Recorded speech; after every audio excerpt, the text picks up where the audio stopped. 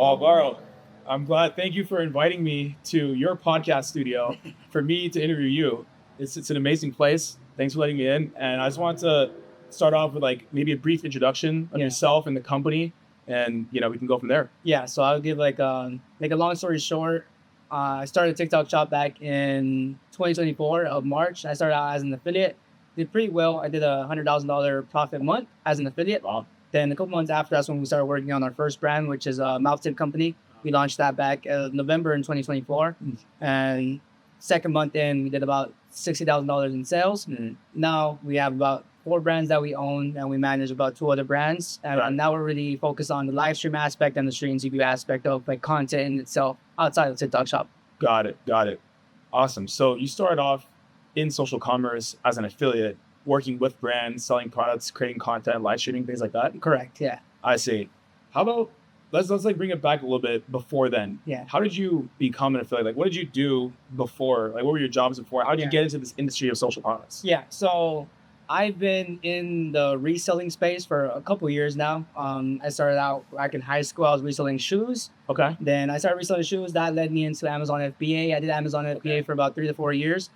Towards the end of it, it was getting a lot rougher just because of fees. Increased fees really started hurting me because I was selling in the grocery category. So like, margins are good, but like the absolute profit number is really low. So I'm making $1 profit when it's like they increase fees by 10 cents. That's 10% of my profits. And it hurts a good amount. Right. So that's when I was like, okay, I need to start looking at other businesses because I'm not really tied to a business. I'm just more like, I want to be right. I want to make money. Right. That's like the model I listen to a lot from Jeremy Haynes. But that's when I looked into KDP. That's pretty much Amazon print on demand for books. Yeah. Right. I looked into Amazon affiliate. Then I also looked into TikTok shop affiliate. All of those models worked a good amount. The worst one was KDP. I think I invested like $3,000 and I maybe got back $2,000. I think it's making me like $5 to $10 a month. So that's great passive income. But Amazon influencer program did pretty well. I did like the max I did was about $3,000 in a single month. So that was pretty nice. But obviously the best. That was with you being the influencer, right? Correct. You making the content. Yeah. How did you get into the Amazon influencer community? Because I feel like there's not that many creators in the Amazon affiliate program. Yeah. And I've heard that it's really hard to get into. It's funny, the same person who brought me into that was pretty much the same person who brought me into the TikTok shop. So like he probably doesn't even know who I am. So I give credit all thanks to him. But his name's Ruben Recommends. Shout out to Ruben. But and he's a killer TikTok shop affiliate as well. But I got into Amazon affiliate because of a friend that was working on UGC side of things. But he was like, I'm also doing Amazon influencer program because it's more like it's sort of passive income just because when it's on-site commission, not off-site. So like the two differences is when it's off-site, that's like you're bringing external traffic to Amazon. When it's on-site, it's like whenever you're scrolling on Amazon and you want to look at the reviews, when you see a video, if it says like earns commission or something along those lines, I forget. That means like that creator will get about like 1 to 5%, which is obviously horrible compared to TikTok shop. Right. You got like 15-20% commission on Exactly. average, right? Yeah. Interesting. So I'm curious. So you went from Amazon affiliate to TikTok shop affiliate.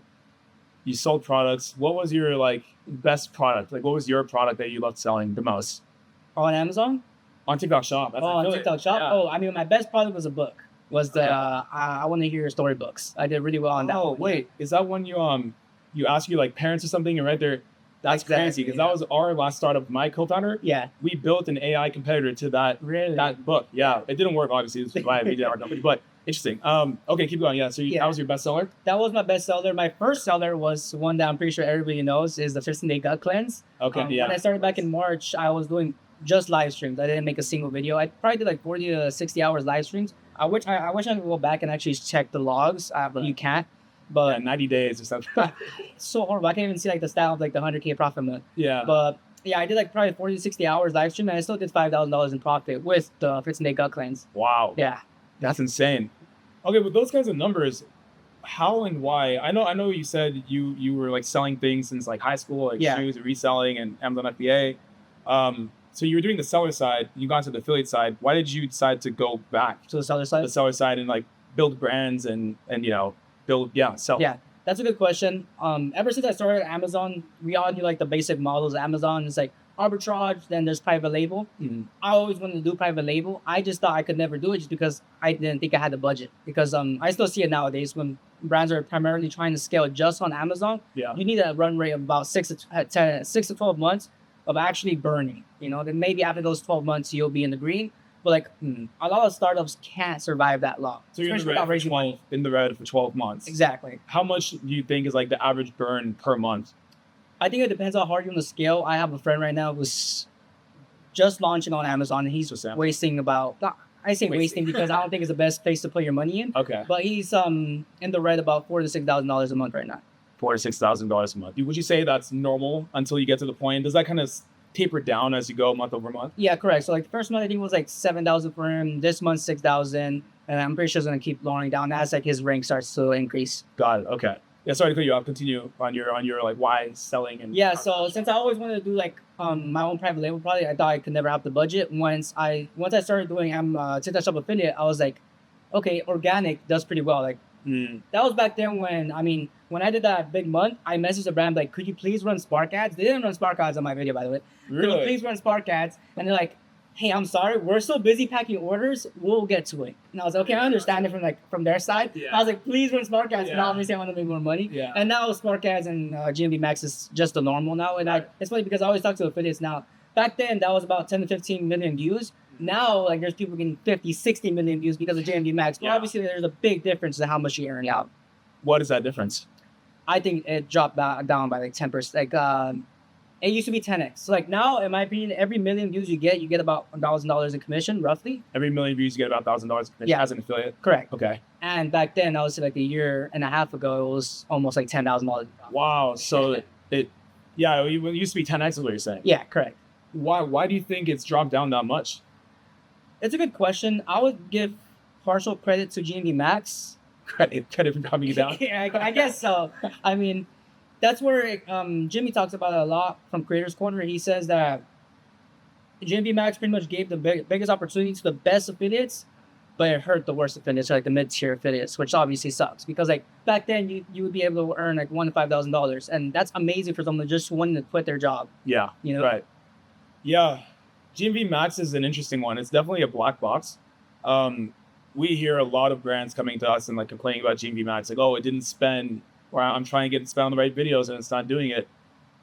How do you see GMV Max? And how can you like, do you have any unique insights you can explain to others to see if you can help them understand how GMV Max works? Yeah. So this is the breakdown I always give whenever someone tries to compare it to like other advertising platforms, like let's just say, for example, Meta and Amazon. Yeah. It's completely different, but I would say it's more upside than downside. Just because with GMV Max, TikTok wants you to only focus on the most important thing, which is the creatives. Yeah. Now, let's just say for Meta, for example, you got to focus on the creatives, but also the back-end systems. There's no AI system that's going to decide where to put the budget. It's like you put the budget on how much you want, and let's see if you're right. Yeah. And especially with Meta, you could burn $1,000, $10,000 a day and like be very in the negative compared to TikTok Shop. I mean, there's brands right now we're spending upwards of $1,000 a day with GMV Max. And sometimes we put the budget at $2,000, but it doesn't even get close to spending it because if it doesn't deem necessary compared to like the ROI you put, which is another great feature too. So let's just say if you're like, hey, I want to scale very aggressively, so let's just scale to like a 3 ROI. So okay, at that point, TikTok will allocate any budget that it thinks it gets to 3 ROI. Or if you want to be very profitable, maybe you do 10 ROI and it won't spend as much as the budget. So if you put a 3 ROI on GMV Max, then you put like 10K in budget. Yeah.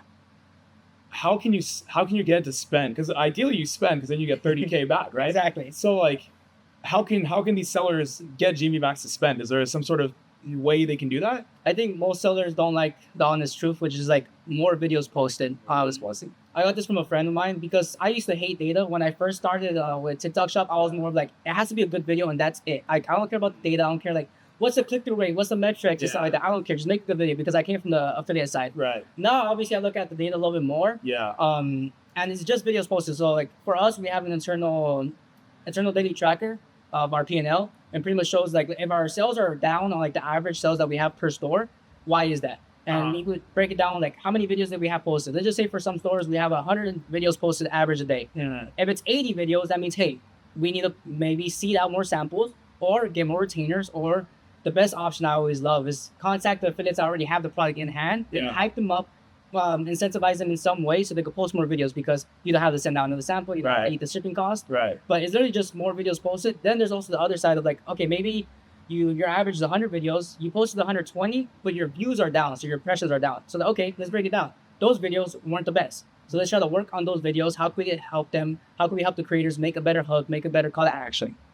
Got it. So what you're saying is, to get GMV max to spend, you need one, more volume of content, so just more videos posted by affiliates, and the content that's posted also has to be quality. Correct. Right? Which, what does what does quality content mean to you? Breaking that down is very hard sometimes, obviously, because for me, I feel like I could break it down easily just because I came from the creator side, and to mention, I'm working with like a lot of brands that are just like in the cold start phase. Yeah. And for me, I think anything under $100,000 in revenue in total is the cold start phase. Okay. And Under 100,000. Oh, in total. In total, yeah, in total. So let's just say you've been on TikTok 5 months, 20,000 a month that you're out the cold start phase, I would say. And every brand that we have gotten over the cold start phase was with internal content. Internal content. Correct. And that got the ball rolling. Okay. Tell us, deep dive, double click into that. What, like, cold start is a big problem for a lot of brands, as you probably know. Yeah.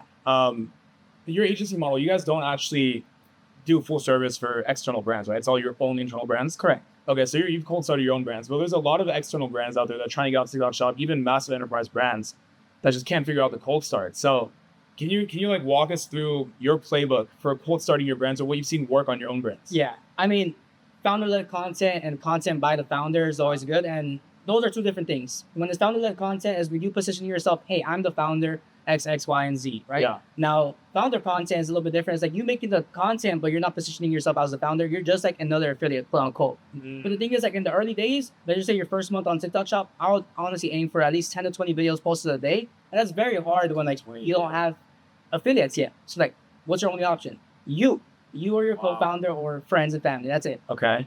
So you're saying, I'm starting my own brand. I'm starting this brand, of this product. I need to make 10 to 20 videos a day of an Allen wrench myself. Correct. Okay. Let me speak from the brands that I speak to on a day-to-day basis. Let me speak for them. A lot of the time, this is what they say. I can't even make one video a day, or I don't know how to make the content. Yeah. I don't have time to make the videos. What do you say to that? That's the tricky part, because obviously, especially now with TikTok Shop, although like you mentioned, enterprise brands are coming into the playground. Obviously, they have bigger budget. So I'm working with like cold start brands that are bootstrapped. So like they pretty much have no run rate. They need to make it work in the next month or two. Yeah, otherwise they're done. Exactly, or we're done. So it's a little bit different when brands have a budget to allocate. But we've seen it still day and day that there's brands spending $50,000, $100,000 with retainers and getting absolutely nothing. Yeah, right. Yeah. So there's a skill in that in itself, and in my opinion, that just that comes down to sort of the relationship with the affiliates. Relationship with affiliates. Okay, so you're saying the best thing to do as a cold start brand owner is to make the content yourself. Is that just shoppable video content, or is it also lives? Lives is like something that's still very early. I came to this conclusion. I think live selling is still early to the market. It's still way too early for the market for branded live streams, for example. I still think that if you're a founder, go live. I mean, you can go live while you're working. It's worth it 100%, right? Alex Ramosi talks about it a lot. A lot of people have great products, great services, but if no one knows you exist, it doesn't matter. Yeah, people have to know. You have to market yourself. Exactly. Right? Yeah. Okay. So go live, also make content. But if you as a founder just really can't make 10, 20 pieces of content a day for your own brand, and I'm assuming you post that content on your own branded page, right? Okay. What's the next best option for these people? Next best option is obviously seeding. So just send out as much samples as you can. Whenever I was talking to brands, I always told them the first month, try to send out 100. I won't try to like overestimate. Yeah, I won't try to overestimate or like make the brand be like, I only got 1,000 units. Like, I mean, at that point, it's 10% of the inventory, so it's kind of rough. Yeah. But at least 100 samples, so you could have at least 100 original pieces of content, and you could kind of get some data from that, but it's still very small where the data doesn't really matter. Okay, so 100 pieces of content at a minimum? At a minimum. Okay. And is that one piece of content, so one product per affiliate and one piece of content per affiliate, or do you try to get more per affiliate? Yeah, so that's something that we like specialize a lot, and we try to focus on a lot, because like now, obviously, I don't make the content no more. I haven't made content in a long time. Got bigger fish to fry now. Yeah, it's outside of like my personal brand, but with us, we have a metric that I really pride myself in. Was like every sample we send out, we get 3 videos posted. Every sample we send out, you get 3 videos posted. How?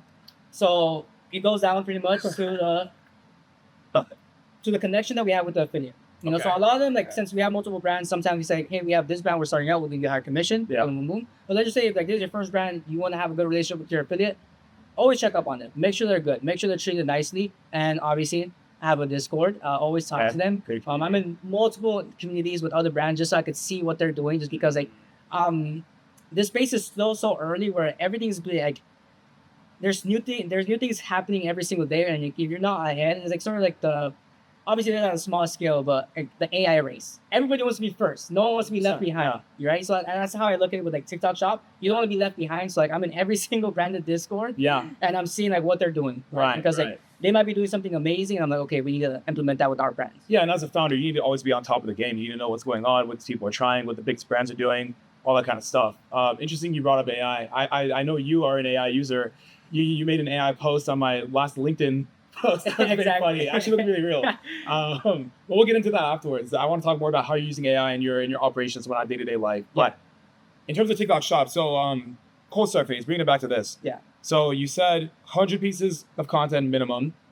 Ideally, it's the founder in the early days and then seeding afterwards. Then you said if you decide to seed to affiliates, you need to have a good relationship with them, check up on them, build a Discord, create a community, be friends with them, right? Right. So that's the after part. How do you find the right affiliates for your brand from scratch? How do you reach out to them? How do you get them making content for you, the right pieces of content for you to begin with? Correct. How do you do that? So obviously, shout out to Reacher. There's outreach bots that do amazing. And that's good because you just start getting sample requests, right? As a new brand, it's so nice seeing sample requests because you're like, oh my God, this person has made 50,000 GMV and they want my product. Right. That's pretty cool, right? Especially because, kind of off track a little bit, but it's very important.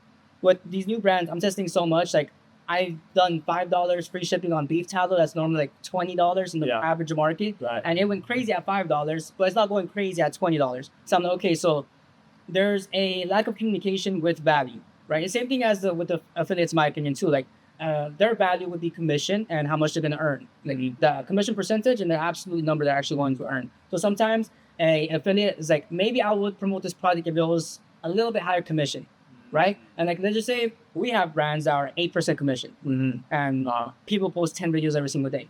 Wow. And whenever I talk to a brand, they're like, why would they do that? I'm like, well, it's because they're actually selling the product. Okay. Who cares about 90% commission if I'm only going to sell one? Yeah, right? Sell any. Exactly. I see. Okay, so what you're saying is you use a tool to find the affiliates, reach out to them, but then the most important thing to get these affiliates interested in your product. So are there affiliates out there for every product, first of all? I think so. People say it, like, obviously we hear this a lot in the space. My brand's not for TikTok. I think that's completely wrong. Yeah, completely wrong. Okay. Because I'm taking the big bet that TikTok Shop or TikTok in general will be the buying platform and it'll outperform Amazon. That's the bet I'm making. Bold statement. Crazy bold, yeah, insane. I could be 100% wrong, which I'm fine with. But the only reason I'm saying that is because it's like with TikTok Shop, there's impulsive buying and there's also education buying. And what I mean by that is like, they just say you want something, you're probably not going to go to Amazon. You're probably going to first go on TikTok Shop or just TikTok in general, search up the product or search up the place you want to go to and like, okay, this is like real honest reviews because this person has 10 likes on their video. Yeah. It's like, I know they're not lying to me. Yeah, right. So that's the only reason why I think that like social commerce is going to be huge and we're still so early. So you're seeing it as a brand awareness and discovery channel more? Correct. And the nice thing is with TikTok Shop, you can also get sales. So like you're triple dipping. And like to go back a little bit on like the founder of the content and getting affiliates, affiliates will see the founder making content and be like, oh my God, I resonate with this founder, you know? Resonation. Okay. Yeah, that's one thing I heard actually. So heard you on the finding the affiliates and reaching out to them and having that good communication channel. I'm assuming you do that via the affiliate center or is it? Yeah, affiliate center, front end. When I say front end, I'm pretty much like we have someone messaging their actual TikTok account so they see it on their message request. And I just think they see that a little higher. So that one's a good one. In real TikTok, like actual TikTok. Exactly. Okay, I see. And you have a person, a real human doing that? Yeah. Okay, got it. Wish it could be done by AI. Yeah. Eventually it will be. Yeah, bringing it back to that point, actually, I just like really want to deep dive. This is like a really important topic for most for brands. So you found the affiliates via the affiliate center. You reach out to them. You have someone on your team communicating with them on their TikTok. Correct. Right? Not TikTok Shop affiliate center. No. Okay. How do you decide which, like, one of those affiliates apply samples? how do you decide which ones to approve, and then do you send a message to them after you approve them manually to talk to them and build up that relationship? Yeah, so not manually, we have it with like the outreach bot, but we sometimes also do it manually depending on how much your GMV. Just because obviously depending on the GMV, some people get special treatment. That's just the honest truth. Yeah. But the accepting samples is a little bit tricky because it's more nuances. Like it depends how hard you want to scale. I always say, as a newer brand, anything over 1,000 GMV is amazing, and the pulse rate, anything over 60% is great. Just because as a newer brand, you're always expecting it for someone to come in that has like 500K GMV, and you send them a sample and everything goes great. It's not gonna work like that. You, as a newer brand, you have to grow with the newer creator. That's what I always preach on, to be honest. So like I always give the chances, especially as a newer brand, to the small creators. And the nice thing is you kind of have to. You don't have a choice. Yeah. Then as like a brand that's doing very well, you're still gonna place the bet on the smaller creators because you kind of have to invest more in seed. Right. Interesting. So I agree with you mostly on that point. Although a lot of these brands still do want to work with 25K plus, 50K plus. Exactly. Like L7 is crazy, but maybe like L5 creators.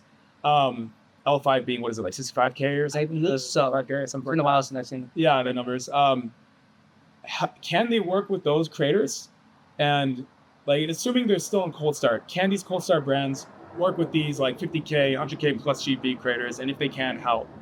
They can. Obviously, at that point, it might be the route of retainers and incentivize them on like how good they might be. So you kind of have to like triple stack off because you're giving them commission, you're giving them retainers, and maybe you're like, hey, if you get a million views, we give you X amount extra on top as well. I see. So like performance-based incentives. Exactly. What do you think is a good per video retainer payment for affiliates? What is the range? I guess. Yeah, we're for sure in the crazy space right now because the retainer space is insane. Money's getting thrown around. I'm happy for all these affiliates because I should have stayed as an affiliate. Dang. Come on, let's start brands. But I would say the average is average before was about 500 for 30 videos. 500. I would say that was sort of the average before. I think it was like $15 a video. Yeah. Now, honestly, I would say if you're paying $50 a video, that's great. Guys, so $50 a video, that's $1,500. 50 or 15? 50. $50 a video. Wow. Okay, but how much GMV these creators have? $50 a video. They could have. They're just saying you lower end 10,000, higher end 100,000 plus. Okay, I see. Yeah. Wow. So they're not really small. But the nice thing is, if you really want to balance those small creators, you can get some really nice retainers for like 200 for 20 videos, 200 for 30 videos. For the smaller creators, right? Exactly. And when you work with a creator on retainer, you know, one other thing I hear brands complain about is like, oh, we're sending them these creative briefs, but they're not using them or they're not listening to them or their content still is not the quality I'm looking for. When you're paying a creator with retainer, does that give you more like leverage or ability to like kind of like guide them in any which way? Yeah, I would say probably not leverage. It's more about like the standards you guys set and the agreement that was made. Let's just say if the agreement was like, you can't post a video until I accept it. Mm-hmm. And like from the outsider point of view, we could look at it and be like, hey, I don't think that's right. But if both parties agree, that's totally right? Like I have a friend that does that. So like every time you're gonna post a video, send it to me before and I'm gonna approve it. If it's not approved, you have to reshoot it. Wow, really? Yeah, it's a very interesting model. Obviously, I don't agree with it because in my opinion, you're taking the creativity from the affiliate. Right. Interesting. Yeah, because like the whole point of the social commerce and affiliates and all these hundreds of thousands of creators is because every human's neural connections with their brain are different. Yeah. So like we all have a different take on like this content or that content. We might do something that pisses off the people watching and they like comment and increase the engagement, right? Yeah. All that kind of stuff. So interesting. But it's good to know that model exists where someone is saying like, hey, send me the video. I want to review it. Maybe as long as you're not too crazy on the script, maybe it works. Yeah. It's all about like sometimes brand image for some brands. I don't care in my opinion because like if you're under X amount of revenue, you don't have a brand image. Yeah, that's just my honest opinion. Yeah. If you're a cold start, nobody knows about you. Exactly. It doesn't matter. Yeah. By any means, go viral, but obviously not like where it portrays your brand horribly. Right. But like, let's just say, for example, my first brand, Santa Cruz pretty much was the person that got us viral because I would make so many Santa Cruz Medicinals? Yes. I watch that guy on YouTube all the time. I would make so many clips about him and he probably brought me 2-3 million views. And obviously I know he hates it because like obviously as does he know you guys? He probably knows he knows mouth tape brands do rip him off. Same thing as any other brand, like electrolytes brands rip him off like on his like the videos. But that happens when you're an influencer. I mean it's a given. Joe Rogan. It's like Joe Rogan, especially. But it's a little bit different when you're actually talking about the product. Yeah, that's true. Like he wasn't talking about our brand. Yeah. He promotes mouth tape, but he doesn't promote brands because he thinks it's overpriced. But right. Yeah, he promotes like some Amazon tape or something. Yeah, which is great. But there's a premium offer for everything in my opinion. Of course, brands that Rich, for example, that's a premium model and is doing amazing. Yeah. Sean Frank on Twitter, that's crazy. Sorry, X. I mean, yeah, he's really good at that founder-led. Or he's not a founder. Is he a founder? He's something. Yeah, I know he's the owner. Well, he's a founder. I think the founder was two people. Yeah, I believe so. But I mean, I thought he was a founder because like he posts on it, right? He's killing it on X. Okay, so I think we dove pretty deep in the cold start. Now let's say you said you think cold start is 0 to 100K. Yeah. 100K total GMV generated, right? So like let's say someone gets to like 300K, or they're doing like 50K a month or something. That's kind of like mid-market range. Yeah, right? I would say that's for sure mid-market. 50 to 100K a month is like where you're starting to get the fruits of your labor. Right. Like you're starting to compound. Yeah, like affiliates are starting to talk to other affiliates like, hey, you should promote this brand. Right. Amazing. Something's happening finally, right? Yeah. So before I ask you about the mid-market strategy and the enterprise strategy, do you have brands that you guys own? Yeah. That are in like every tier, like let's say cold start, mid-market, enterprise? I would say we have a brand in the mid-market. We're doing about $300,000 a month. Anything over that, I can't speak on it unless we're not talking about an outsider point of view. Okay, so you said 300K a month. Yeah. Okay, that's like I would say mid-market enterprise range-ish. Yeah. For TikTok shops specifically. Right, yeah. Obviously not enterprise like these massive G brands. Okay, so let's talk about mid-market. So let's say that there's a brand, and I see this a lot as well. Brands are at like 30K, 40K, 50K. They used to do 100K sometimes. Sometimes they do like 80K. Yeah. But they're never going, consistently doing above 100K, right? Correct. And they come to me and they say like, hey, like, I need help. Like, what can I do? What other strategies can I try? What do you recommend for brands to go from that 50K mid-market range to like what you guys are doing? Yeah. 300K. So let's just say if you're doing 50K a month and you want to aim for 300K a month, so what is that? 4x? For the 50K? Yeah. Yeah. 50K as 4x. If you want a 4x, the way I look at it, like I simply as 6x. Yeah. I was like, I know I'm doing it wrong. Yeah, exactly. You legit just have to 6x the inputs. Yeah. Whatever you're doing, just do 6 times more volume. Yeah. And that's why I like for Mosey, because he's like, whatever you've done in a year, try to do the same volume in a month, and then you're just 12x your growth. Which is, I mean, it's not as easy, right? Because like, easier said than done. 100%. But I would say like the best thing is at that point, let's just say at 50K a month, maybe you have a good amount of sample requests, but you sent out a lot of samples already. So let's just say at 50K a month, let's just say it's your third month in. So you did 50K a month in that third month. Okay. Maybe you have 1,000 samples sent out. Mm-hmm. But you're not having 1,000 pieces of content being posted, let's just say a week. And that's a problem, right? Because that means like out of those 1,000 samples, that's 1,000 affiliates. Those affiliates aren't posting one video a day on average. It's a really bad problem, right? That's the way I look at it. Because it's nice also that metric of like I mentioned earlier, each sample we send out, we get 3 sample videos. Mm.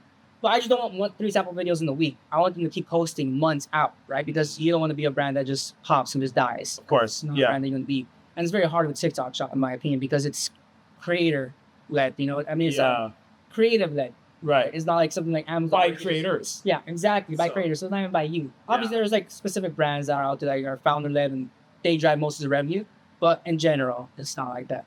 Okay, so what you're saying is like whatever 1,000 pieces of content per month or 2,000, 3,000. Let's say you're doing 50K, like you said, 50K a month, 1,000 pieces of content a month. Yeah.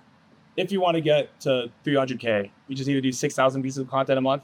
Yeah, you should be well over that. Yeah, and you keep the same volume 100% because with our brand right now that we're doing $300,000 a month, we are getting close to 4,000 pieces of content in that month. Wow, 4,000 pieces of content a month for the 300K a month brand. Correct. Wow. Okay. So how do brands do that? How do you guys do that? How do you guys get 4,000 pieces of content a month? Yeah, seeding so much, and also like keeping a margin that we're happy with. It's different for every person, but in my opinion, you shouldn't be over 30% margin if you really want to scale on TikTok Shop. You shouldn't be over 30%. You shouldn't be. Like you're losing more money than you're actually making, which sounds crazy, but it's like, let's just say if you're at 40%, if you send out that 10% margin and just spend it on pure samples, you'll make more money in the actually in labor. Makes sense. Or spend it on retainers. Just spend it, invest it back into TikTok Shop. The way I like to do it. Got it. Okay. So, but you guys are still profitable, right? Yeah. So with that brand, we're about 25% margin. Okay. So that's another thing. People will say like, oh, it's impossible to be profitable on TikTok Shop because of the platform fee, the COGS, the affiliate commissions, the shop ad commissions, right? All that kind of stuff. What are good numbers, do you think, for people to try to aim for? Yeah, I would say 20% is like where you're amazing. You're doing great. You're doing better than a lot of brands, in my opinion. But the 20% margins for the brand. 20% margin, yeah, correct. And obviously, like, let's say you've done $10,000 in sales, the margin doesn't matter yet because you don't have no data yet. You could be at 80% margins because you could do $10,000 in sales. Right. But the reason why I like TikTok Shop so much is because, in my opinion, people do not shop around compared to Amazon. When I search something up on Amazon, I scroll not for the lowest price. I honestly scroll for the fastest delivery and the highest rate. Right. Compared to TikTok Shop, I'm not looking at a Nero gum video and be like, what other gums do they have? And then we search up the gums, right? Yeah. Obviously, that's a prime example because everybody knows that brand, everybody knows Goldie. But let's just say, for an example, with us, we have a spice brand. Yeah. No one's going to be like, let me search up the other spices and see, right? Like, we're half the size of everybody else, but we're at the same price. Interesting. So they just go for that one product Correct. that they see? In my opinion, yes. Like, people just buy right then and there. And it's the reason why is because they see it on the video. Yeah. They either see the problem it's solving or how it solved it or it being used. I see. So, like, someone, what's the spice brand? Is it Tizan? Yeah, correct. Okay. So, someone sees the Tizan video and they're like, I'm going to buy that product right here, right now.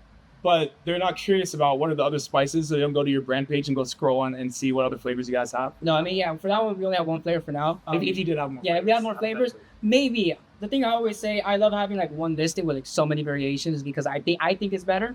That's the better results I've seen. Obviously, that's only for like the 300K a month. I haven't seen anything higher. But it's good having multiple listings because this is what I've heard, that TikTok Shop has a shelf life on your listing. I don't think that's true, but they said, I forgot what number it was, like six months, I think. Like sort of the same thing. They say the same thing for like the cold start phase on Amazon. Yeah. You have to really push your product the first 90 days. I think that's 100% false too. So that's just my thing. Okay. Because anything that you can't control, like, why would you give it power? Yeah, of course. You always want to have your fate in your hands, as much as you can, at least. Exactly. Okay, back to the mid-market thing. 4,000 pieces of content, or 1,000 pieces. You guys are doing 4,000, right? Pieces of content? Okay, for the 300K. All of those pieces of content, are you seeding one product per piece of content? No. 4,000 products per month. Yeah, no. We're not sending out 4,000 samples, thankfully. Okay. Yeah. Then how are you getting that 4,000 pieces of content? Same metric that I was talking about before, trying to get as many videos posted as possible from every single creator, right? So like it sounds horrible, but pretty much like milking the creator for everything, but it's not really milking them because like if we milk them, quote unquote, they're earning money on as well. Of course. And we run weekly campaigns for this brand just because we really want to incentivize the affiliates to post because, in my opinion, with consumables, it's like very simple for you to blow up because it's food. Everybody loves food. Yeah, I love it. And the videos are so easy to make. Yeah. So I'm just like, dude, it's a 10-second video. You've made $1,000 this week. Post 10 more. Yeah. Right? Like, Yeah. But some affiliates obviously are like, I'm happy where I'm at, or like, I don't want to overwork myself. So you really have to incentivize them, in my opinion. Okay, got it. So how many affiliates would you say are actively posting for that 4,000 pieces of content? And how many samples are you still sending out in any given month? I was just trying to think how many creators we have in our Discord for this brand, just because I was also going to bring up this metric. So we had to move shops. So we had to close our shop, then we had to make a new shop. Just because with this product specifically, we're having really bad manufacturing issues where it was opening when it would get delivered. And reviews were just piling up. Negative reviews over negative reviews. So thankfully we had a backup shop and we just moved everything to there. And first month on that, I mean, obviously it's out the probation period. First month on that, $150,000 in revenue, which is great because we didn't send out we sent out samples, but obviously in a month time span, it's very hard for someone to, you ship it out, they receive it, they make a video, right? It takes a month for the whole process. Exactly. So that $150,000 pretty much came from active affiliates that are in our Discord or did have our product, right? So they pretty much came from a previous shop. And how many affiliates would you say actively are like working on our Discord? I would say at least 200. At least 200 active affiliates in the Discord? Yeah. Okay. And then each one is making how many again? Videos? I mean, we want to just account those affiliates because it's very hard to funnel affiliates in the Discord, in my opinion, especially if they just have a product. They just press a sample and make the video and just boom, they're done sometimes. I mean, with the stat that we have, that would be 20 videos, wouldn't it, on average? 20 videos per? Yeah. Yeah. Would be insane stat, obviously, but like, you just can't account for that. You got to kind of account for the entire shop. Okay, I see. And then what kind of offers and incentives are you offering the affiliates beyond retainers in your Discord? Yeah. How are you keeping them engaged? We don't do the retainer for that brand. Oh, okay. We've never done a retainer. Oh. Purely incentive based. So we do per views. We also do per referral, which is very good in my opinion. So like, if you have a friend that you think would do well with this product, and they probably do because they've done well in this product. Yeah. So they're like, okay, I want to buy my friend, and then we'll give him like, sometimes we have like tokens. We switch it up every time, but let's just say you get 5 tokens for every referral, and if they make a sale, you get 20 tokens. And let's just say each token could be like 50 cents or even $1. They're using hypothetical. But yeah, pretty much just like making it very gamified. Gamified tokens. Okay. I thought you were talking about Bitcoin. Join your Discord. Make some Bitcoin. Okay, I see. So you're gamifying it. You're running challenges. You've never paid any of these guys for on a retainer, right? It's just challenges. It's just referrals. Smart. Very smart. I like that. And then do you have someone in the Discord like actively engaging with them, like every single day? Every single day. What kind of like? How often are they messaging them? What are they saying? What are they doing? Yeah, obviously that's like the hard part, just because you don't want to message them every single hour and just be like, hey guys, keep posting, keep posting. Yeah, right. Like, all right, we get it. Get me? We always try to look at viral content. So like shout out to the Daily Virals, shout out to all those platforms, where you could see like the top winning creatives for entirety of TikTok Shop. And I like that because let's just say a video that's done well for Neurogum, you could implement it with your brand. It's just gonna take a good amount of effort and work depending on your product, right? Because let's just say for Allen Wrench, for example, how do you correlate the two? Yeah, how do you correlate the two? And I think it's possible for any brand, but it gets very harder, especially depending on the product. Got it. Okay. Awesome. I think, or you tell me actually. So this Discord community engagement piece, beyond like the software and whatnot, and 1,000 videos at product seeded per month. Yeah. Beyond all that, to me, it sounds like what you're saying is creator community, whether it's on Discord, whether it's on WhatsApp, wherever you host your community. Yeah. It sounds like it really is an integral part of success on TikTok Shop for cold start all the way to enterprise and beyond. Yeah. No, it's the biggest key in my opinion. Like for this brand, if we didn't have that Discord group, we wouldn't have done $150,000 in revenue that first month back on the complete new shop. So is that not connected at all? Wow. And do you think a majority of your monthly recurring, like your monthly GMV is from the Discord traders? Yes. Really? Yeah. I would say at least 70% of it. Wow. Yeah. From the creators of Discord? Yeah. That you found off of TikTok Shop affiliates. Right. Yeah, that we funneled them. Yeah. Funneled them to the Discord. If that doesn't convince people, I've been trying to convince brands about Discord communities for the longest time now. The feedback I hear is that creators are now like, they don't want to join Discord. They don't want to like, there's too many notifications. It's like built for people with ADHD. I was going to talk about that too. I speak with a good amount of affiliates and they always say like, I prefer WhatsApp at this point. WhatsApp? Yeah. So, some affiliates say that, but in my opinion, they say that just because like, they could talk to the decision maker faster than like on Discord. Mm-hmm. Like if you have a problem on Discord, especially for like those really big ones, right? I'm hearing that problem with like the really big brands, where like those brands have, they're just saying Goldie, for example, I think they have 10,000 affiliates in their Discord. It's very hard to have someone like actively checking up on the full 10,000. But the way I look at it, out of those 10,000, 10% are making your GMV, 5% are making your GMV. The way I look at it, because like we just don't fully focus on funneling everybody to the Discord. We focus on funneling people that have made a sale.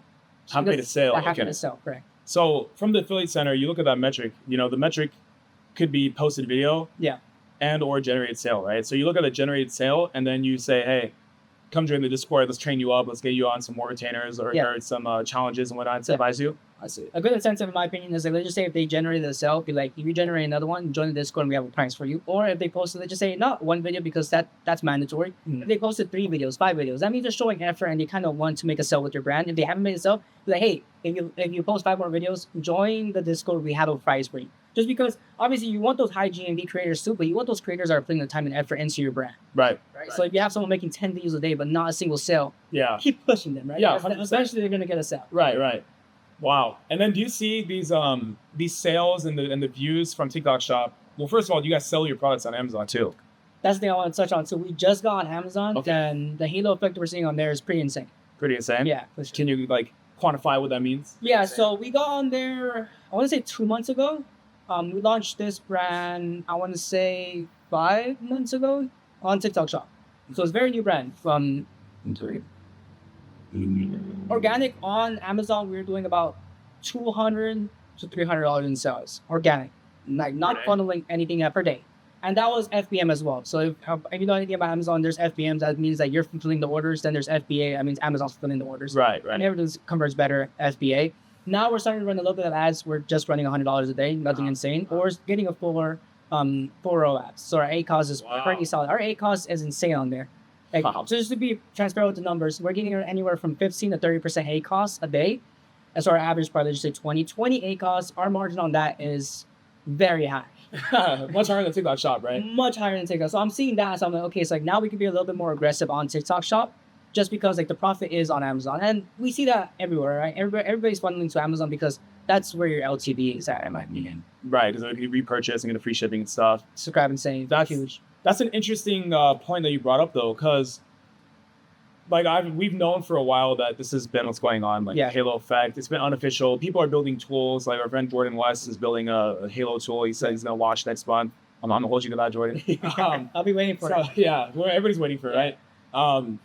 But like, is that monetary model for brands like you guys and agencies and whatnot, will that last? Because what that means to me for TikTok is that TikTok is generating leads and sales for Amazon and sending them to Amazon. And then once I know what Tizan is, I'm not going to go back to buy it from the TikTok Shop, right? I'm going to go to buy it from Amazon. Yeah.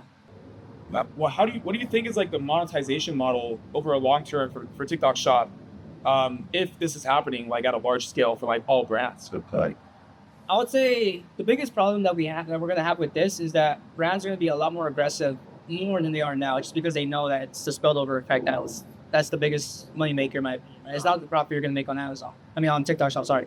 Because like there's references, which I'm not going to talk about because I don't want to talk about no one, but like there's brands where they're running at negative 40% margin on TikTok Shop just because they're depending so much on Amazon. Then obviously for specific reasons, they got kicked out of Amazon. So right now, completely wiped off, And now obviously they could be less aggressive and still make money on TikTok Shop. That's the nice thing about TikTok Shop, in my opinion. Like you could have a huge month, but you're never going to go down to zero. You'll go down very low though. It's very different from every other platform. Yeah. Like Amazon, you have a huge month, you're hovering around. Yeah. Compared to TikTok Shop, obviously like, you could drop like drastically, like 50%. I see that all the time. Yeah. Yeah.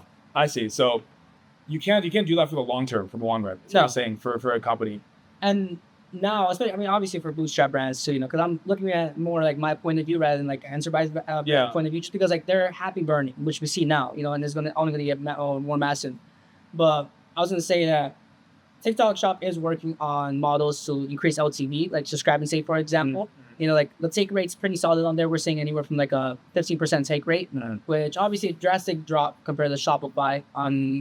I can't see the take rate on Amazon.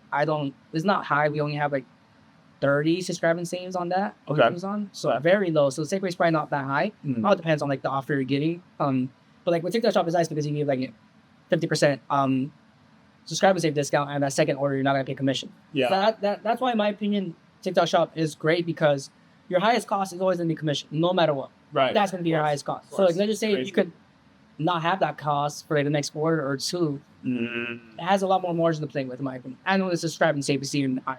Yeah. Though obviously it's still so new to the point where like we don't have any data of like how long does it take for someone to cancel. On Amazon, people do not cancel subscribe and save. So my opinion, like it's very rare.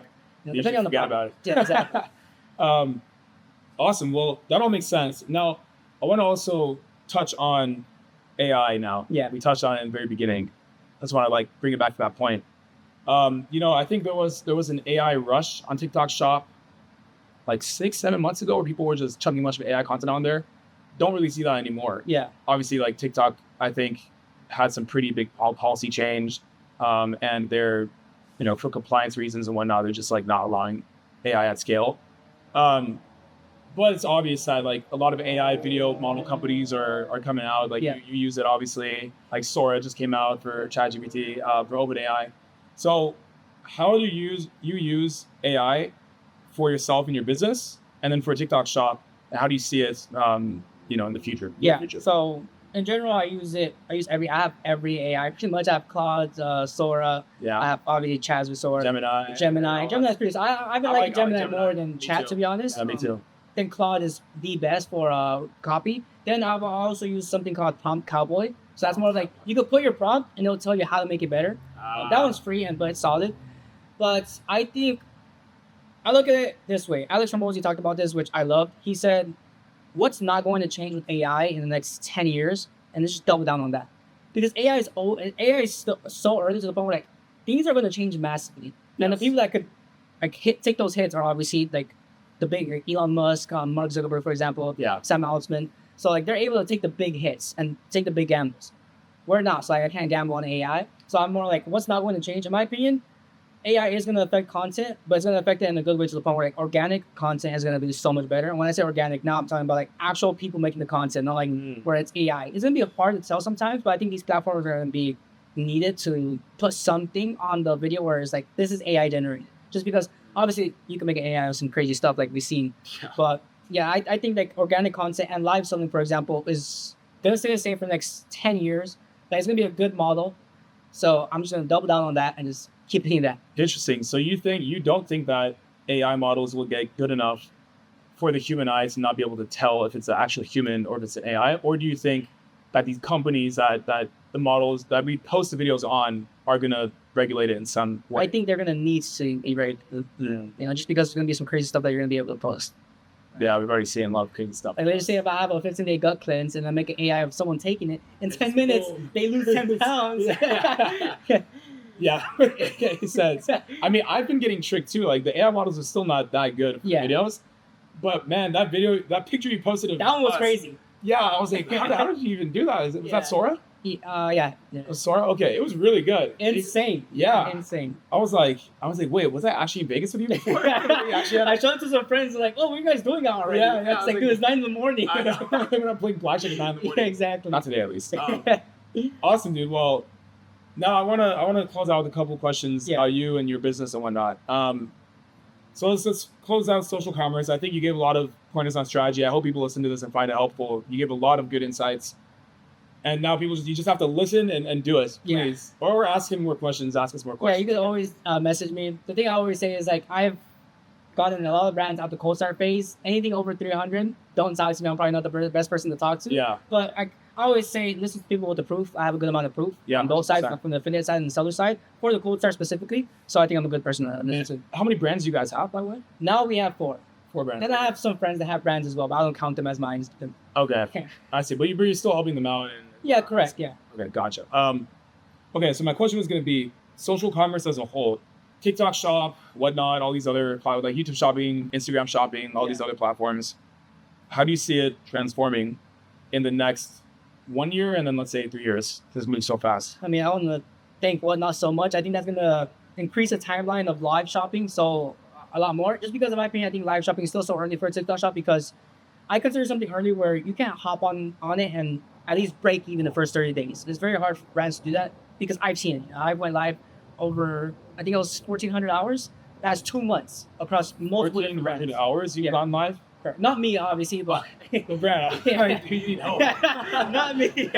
Yeah, we have hires for that, but so I see a good amount of data with like very new brands, no sales on TikTok, compared to like brands that have a good amount of sales. Let's just say the brand's doing $200,000, $300,000 a month, and very hard for some brands to like really break even the first 30 days or the first 60 days. So I'm more focused on like, okay, when is it going to turn into a point where now you could make money the first 30 days? And it's a great tool, in my opinion, because it's pretty much like a customer service agent. Yeah. Right? Having someone live. Right. But in the next 3 years, I think it's very hard to think how it's going to turn. In my opinion, my bet is in the next 3 years, TikTok will probably be the buying platform, just because it's already the reference platform, in my opinion, right? Probably not for products, but let's just say when if you go to Italy, you're going to search up food spots in Italy, wherever I'm at. I do that. Exactly, compared to obviously like Yelp. Yeah. So it's already taking over some places that people aren't really talking about.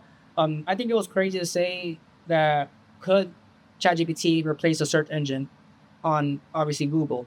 And now we're having that conversation. Obviously right now it sounds insane, right? Say, could TikTok shop replace Amazon?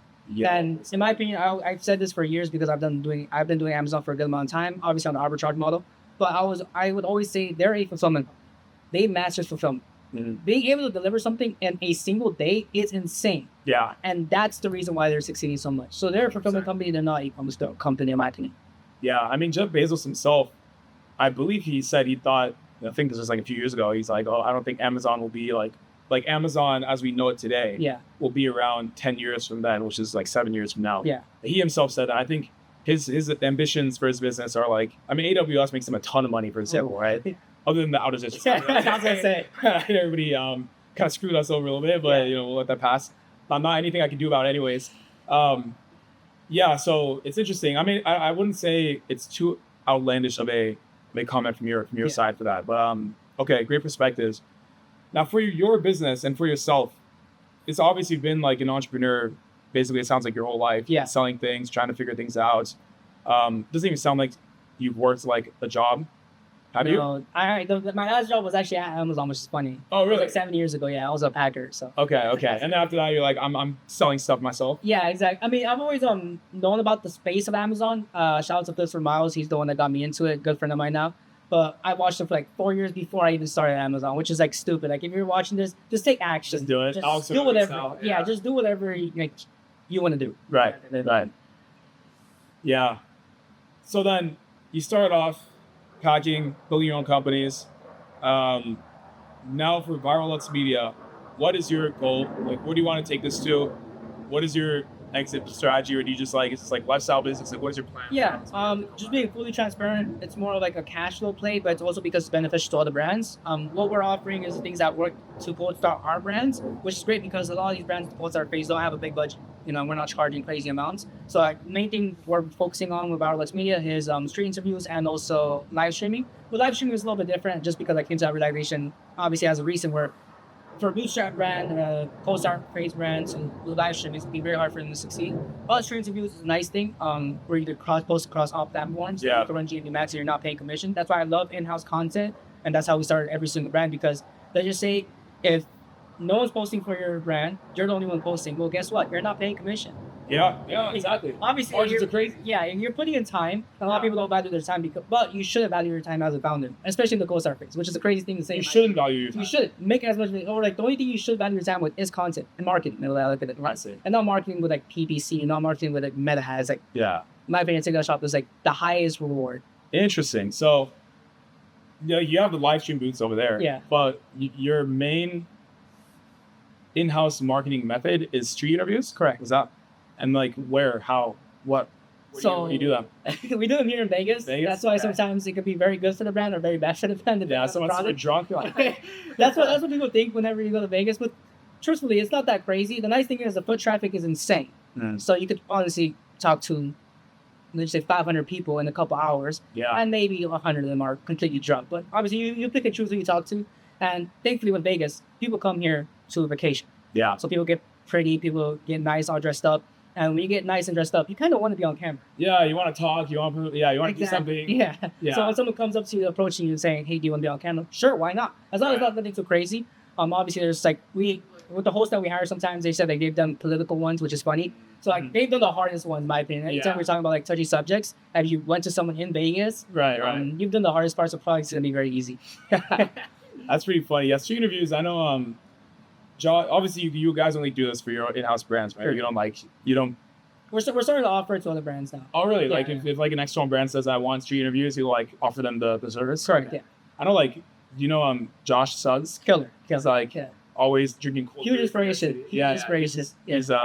He's crazy good at street interviews. That's all he does every day. Yeah, props to him. But that's super interesting because I only know him and then you guys and maybe one other company that I'm blanking on the name on right now that do street interviews. But also Santa Cruz Medicinals.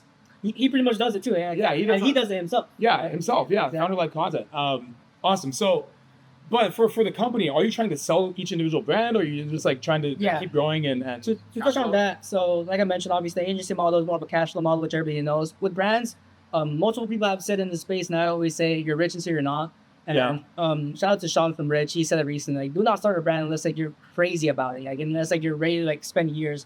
He brought up a stat, which I can't think about on top of my head. We could maybe place it up here. But I think like every big brand or every brand that we know of that's like pretty big, like they just say Blue Lights, they've been around for like a decade. Yeah. So they just say if things don't work out in like 2 years, don't beat yourself up, right? Because big brands take let's say a decade. Yeah. You know, so like that obviously gave me some ease of mind just because obviously with like TikTok Shop, in my opinion, really big brands were built in less than a year, right? Like I know multiple people that built 8-figure brands, you know, in revenue. Yeah.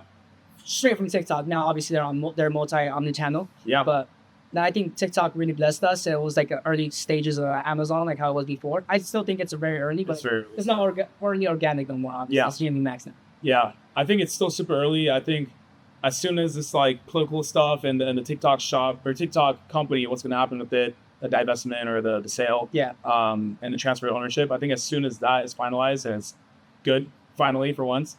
I feel like a lot of people are going to crowd it, and then it's going to start to not be as early days anymore. Exactly. But yeah, you get the bigger the turn. Yeah, exactly.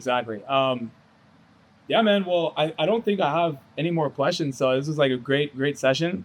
I hope people get value from this. Thank you for inviting me out to interview you in your podcast studio. It's great fun. It's my first actual in-person. I think it's my first in-person podcast where I'm interviewing someone. Really? Okay. Yeah. So you're my first, man. Thank you for coming out here. All right. We just finished our podcast session with Alvaro, Viralux Media. So he's going to walk through and show us behind the scenes how to start your brand, how to scale it. What are the live studios you guys have built? This section is purely just a live streaming. So we have like a Jib supplement brand. We have our mouth tape, beef tallow, electrolyte. It's very simple, to be honest. Whenever I'm talking to brands, let's just say you don't want to work with an agency. That's totally fine. You don't need a full device. You can literally just do it off your phone. Multiple brands do it off their phone and do more revenue than we've done here. Because it depends on the product, obviously. But yeah, you just need a phone, a microphone. That's the biggest thing. I feel like a lot of brands go live, don't have a microphone.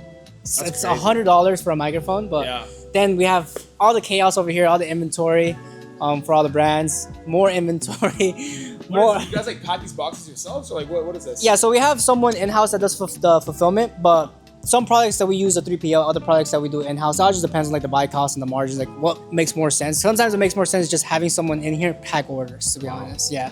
Okay. But today's Friday, so they're off. But yeah, every brand's very different. Like 50% of these boxes are poly mailers, which is kind of insane because they take up a good amount of space. But there's like a woman's probiotic, there's a pet supplement, then we have the beef tallow, we have the mouth tape, then we have some car towels. Are these all your products? Correct. Yeah. And these are all also your brands, right? Yes, besides the gym supplement and the electrolyte brand. Okay. And are you doing the lives back here? I'm not doing the lives myself. We hire people for that. We pretty much hire actors. Stand-up comedians are really good too, just because they go with improv. So that's my recommendation for any brands that, let's just say you don't want to go live yourself, just hire someone. But you need to hire someone that's good with the talent, in my opinion. Good at talking with themselves for periods of time, maybe. Very small space, but this is what we do. Well, let's see the podcast studio here too. So this is pretty much my content space, but I made it into a podcast just because I bought multiple mics, just because whenever I have people over, we conversate so much, why not record the conversations we're having? Is the way I look at it. So this is pretty much where we shot the podcast. Then we have our little gym setup over here. We have a cot. We have a cot just because sometimes we have to do some overnight shifts. Oh, you sleep there? Yeah, there's a cot right here. Oh, this thing? Yeah. Wow, they even have a bed? You're doing the 996, 997 schedule? We got a sleeping mask too as well. That's crazy. And you got your own product. You got the snore product, right? So exactly. We put the mouth tape on and go to sleep. This whole building is your office, your warehouse, your live streaming studio, your bedroom. Correct. And your podcast studio. Yeah, keeping it very lean. Yeah, very lean startup. So do you recommend this kind of a setup for brands that are like starting up, or most brands I don't. I think most brands it makes more sense just use a 3PL. Just because everything's from your computer as a brand. You kind of don't need a space. We have a space just because we're really focused on in-house content. So when we're focused on in-house content, we kind of need someone that comes in, does the live streaming here, comes in, picks up the gear, goes out there and does 3 interviews, comes in, packs orders. I'm just really like nitty on making sure the QC is very good, you know? Okay. So like that problem we were having with the Spice brand, like the bottles kept messing up. Yeah. We fixed that, and that was the biggest problem. Like I got mad at myself. So every order we send out, we make sure that there's a standard to it. Where like if something happens, it's more like USPS messing it up, not us. I see. So, and we can get reimbursed with that, thankfully. So. Gotcha, because you're here in person. You're like, hey, like, we did it properly. Exactly. It's not our fault. I see. Another question I have is like, you guys are obviously all in person here in the office in the other room. Yeah. So, what do you think about the in-person versus remote culture for a company? In-person's like huge in my opinion. Especially as a startup, and obviously you know as well. Yeah, I agree with you. I think it's huge because decisions that will take a week to decide, it will take maybe an hour now, you know? And you get real-time feedback. Let's just say if you want to talk to your co-founder, you don't have to call them and maybe they pick up, maybe they're at their gym or something like that. Schedule a Zoom Go to their room. Go to their room and just ask them their opinion. Yeah. And it's very crucial, especially as a startup, in my opinion, especially in your field. You have to be very quick on decisions and changes, you know? So I love it, no matter what, especially since sometimes my plan for the next 6 months is to have another team in here. And then obviously we're not really location based. We're more everywhere we want. But like the top people that make the decisions, I want them to be always around me, to be honest. Yeah, just core team decision makers. Exactly. So is this your whole team? Correct. Yeah, we have 4 people here. That's pretty much the entire team. Wow. Outside of like the street interviews and live hosts, just because they're 1099 contractors, they're not really on payroll. Right. So I don't consider them part of the team. But if we include those, there's probably 15. Wow, man, this is a sick, tight operation you got running here. I love it. Yeah, sweet. Yeah, thanks for showing us around. Quick little walkthrough. Awesome.